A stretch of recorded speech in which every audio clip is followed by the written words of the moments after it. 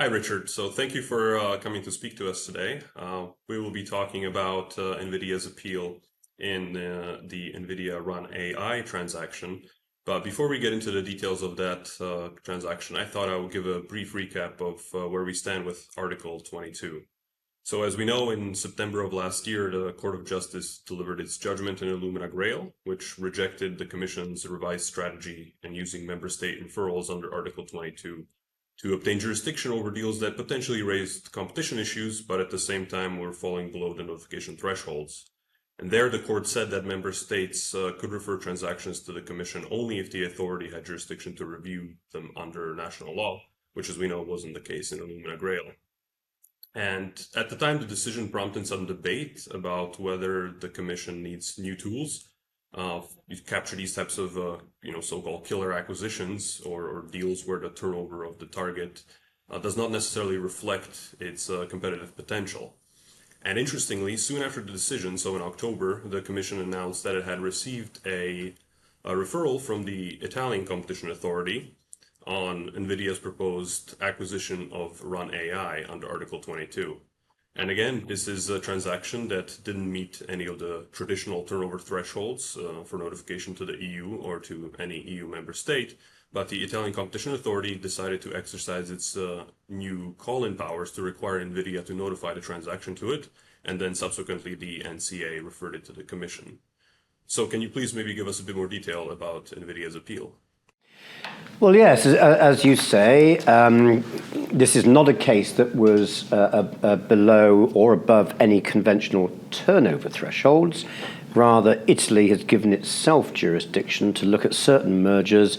There are various criteria, but in particular where the merger poses a risk to competition in Italy. And let's just remind ourselves that several other member states have now adopted these kind of provisions. I think it's about 8 or so have got something like that, and then Germany and Austria have got provisions based on the value of the deal, and so on. Anyway, so Italy made this reference, and the question is it, if you like, inconsistent with the principles that underlie the Illumina judgment?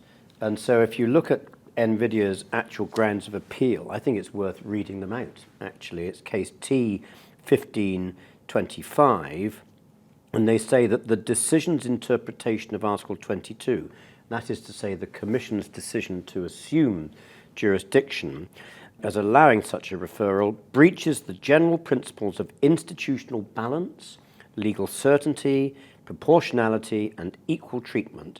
It is also incompatible with Article 22's legislative history, context, and intended object, and with the principle that exceptions and derogations to a provision ought to be interpreted narrowly.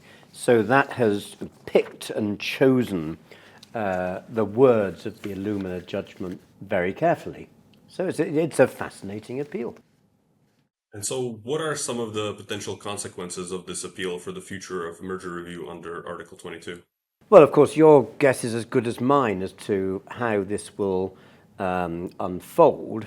And let's remind ourselves that with Illumina Grail, the General Court supported the Commission and concluded that Article 22 could be used in that way.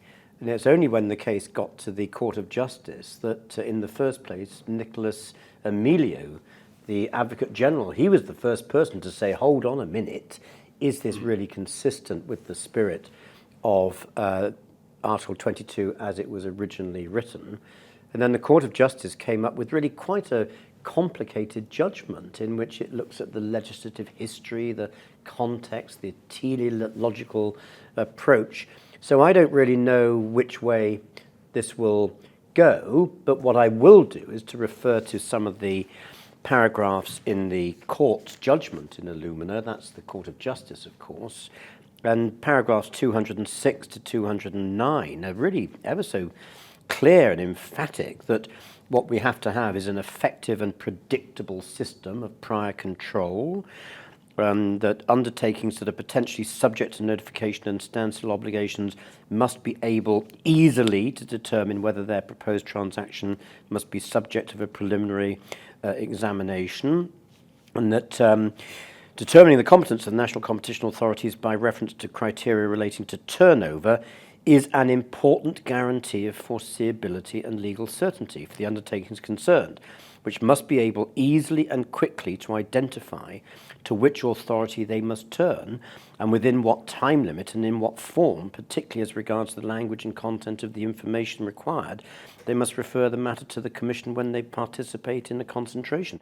Well, if you just look at that, the court is saying we want turnover thresholds that are clear and simple and a timetable and so on and so forth. If you allow alternative criteria that depend themselves on what the content of each member state's law says, you don't have clarity and predictability and so on and so forth. So one can absolutely see how the Court of Justice could say, no, we don't allow Article 22 whatsoever. Alternatively, do they say you can have some alternative bases, but they have to conform to certain specified criteria? I really don't know what to expect.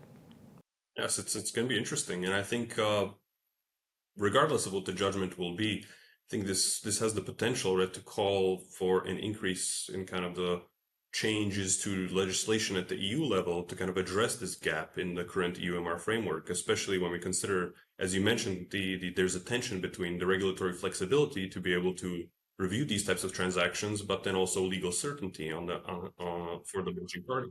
I think that is absolutely right, and I have to admit I was surprised by the Court of Justice's judgment in Illumina in the first place, because it seemed to me that what was being proposed prior to that, with the guidance that the Commission had given, was an attempt to have a sort of a bounded jurisdiction for certain types of transaction to be referred.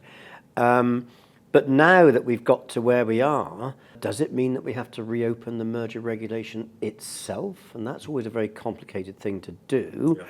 And then having reopened it, what rules do you have to capture the killer acquisition, if that is the problem? I don't like the term, but we all know what I mean by it. Yes. I've always had a slight sense that you might end up with something worse than you had in the first place, because there are a number of possibilities, some of which might turn out to be very burdensome.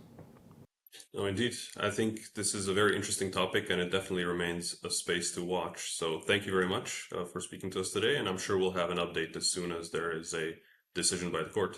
Indeed. Thank you. Bye.